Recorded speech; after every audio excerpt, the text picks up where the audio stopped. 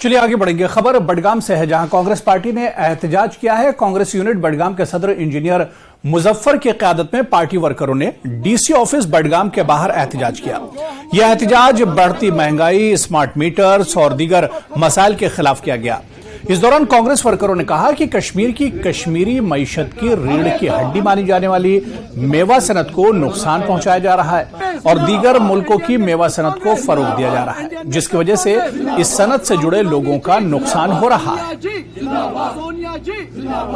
मल्लिकार्जुन खड़गे जी हमारा था। ये गरीब आवाम के खिलाफ जो पॉलिसियां बन रही है उसके खिलाफ है, और जो महंगाई है उसके खिलाफ है, जो स्मार्ट मीटर है उसके खिलाफ है, जो टैक्स, जो प्रॉपर्टी टैक्स उसके खिलाफ है, और जो गरीबों को कुचला जा रहा है उसके खिलाफ है। जो हमारी यहाँ मेवा सनत है, सबसे बड़ी रीढ़ की हड्डी मानी जाती है। जो भी इनकम हमारी है, जो भी हमारा कुछ है, रीढ़ की हड्डी वो है हमारे मेवा जात, वो है सेब हमारा, उसको कुचला जा रहा है। बाहर से सेब लाए जा रहे हैं, हम उसके खिलाफ नहीं है कि आप बाहर से मत लाओ, लेकिन प्रॉब्लम यह है कि उस पर एक्साइज ड्यूटी टोटली बंद की है इन्होंने।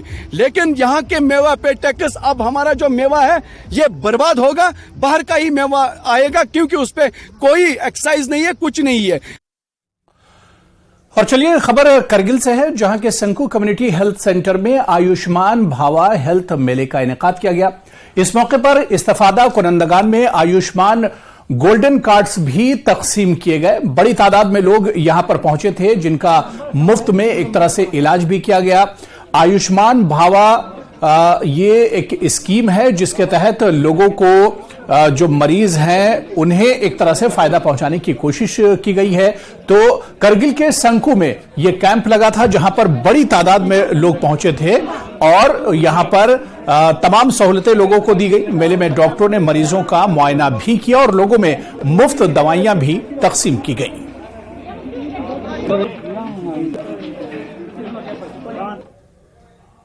चलिए आगे बढ़ेंगे। वजीर आजम नरेंद्र मोदी के मन की बात प्रोग्राम को आज टाउन हॉल पामपोर में भी सुना गया। इसका एहतमाम बीजेपी पुलवामा की जानिब से किया गया, जिसमें पार्टी के जनरल सेक्रेटरी अशोक भी मौजूद थे और इसके अलावा पार्टी के जो दीगर कार्यकर्ता थे, जो कारकुन थे, वो भी यहां पर मौजूद थे। पहले पीएम मोदी के मन की बात को सुना गया और उसके बाद कार्यकर्ताओं को वादी में बीजेपी को मजबूत करने का ऐलान भी किया गया। यहां पर बीजेपी के जो लीडरान हैं उन्होंने कहा कि अब पार्टी जम्मू कश्मीर में मजबूत हो रही है और एक मजबूती यहां पर मिल रही है। इस मौके पर पार्टी के जनरल सेक्रेटरी अशोक कौल ने बताया कि बीजेपी वादी में मजबूत हो रही है और आने वाले इलेक्शन में वो हर इलाके से अपने उम्मीदवार खड़े करेगी। उन्होंने कहा कि वजीर आजम का मन की बात प्रोग्राम काफी मकबूल हुआ है।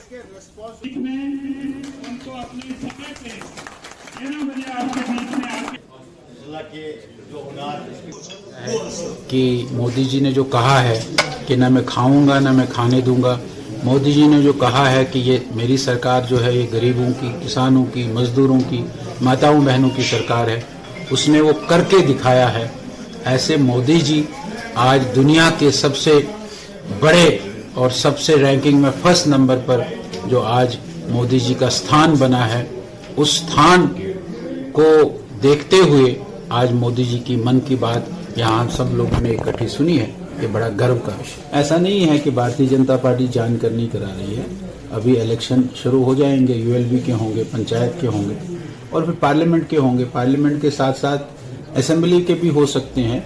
ये फैसला ये जो हमारा इलेक्शन कमीशन ऑफ इंडिया है उसने लेना है।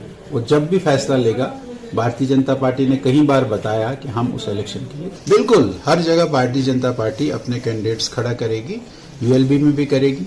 पंचायत चूंकि पार्टी के टिकट पर नहीं होता है, इंडिपेंडेंट होता है, यूएलबी पार्टी के टिकट पर होता है। तो यहाँ जितने भी 40 यहाँ यूएलबीज हैं हमारे कश्मीर में और 37 जम्मू में है, 40 के 40 यूएलबीज में भारतीय जनता पार्टी के। रवा साल वादी के दीगर हिस्सों की तरह